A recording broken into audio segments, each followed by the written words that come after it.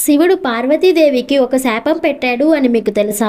కైలాసంలో శివుడు పార్వతీదేవికి వేదజ్ఞానాన్ని చెబుతూ ఉంటాడు. ఒకరోజు పార్వతీదేవి అశ్రద్ధతో ఆవులిస్తూ పడుకుండిపోతుంది.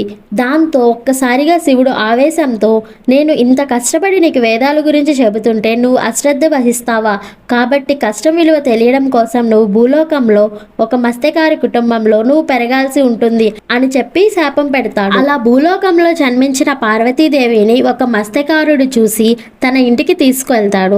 ఆ మత్స్యకారుడితో పాటు చేపలు పడుతూ తన జీవన శైలి కొనసాగిస్తూ ఉంటుంది. కానీ పార్వతీదేవి లేకపోవడంతో శివుడు మాత్రం కైలాసంలో చాలా బాధపడుతూ ఉంటాడు. ఈ విషయం గమనించిన నంది శివుడి దగ్గరికి వచ్చి పార్వతీదేవిని తిరిగి కైలాసానికి పిలవచ్చు కదా అని అడుగుతుంది. దానికి శివుడు ఇలా అంటాడు, పార్వతీదేవి భూలోకంలో ఒక మత్స్యకారు కుటుంబంలో పెరిగింది కాబట్టి ఒక మత్స్యకారుడిని పెళ్లి చేసుకుంటేనే శాప విమోచనం కలుగుతుంది అని చెప్పి శివుడు వెళ్ళిపోతాడు. కానీ శివుడు బాధపడడం భరించలేని నంది ఎలాగా అయినా సరే శివపార్వతులు కలపాలి అని ఒక పథకం వేస్తుంది. ఆ పథకం ఏంటో పార్ట్ 2లో తెలుసుకుందాం.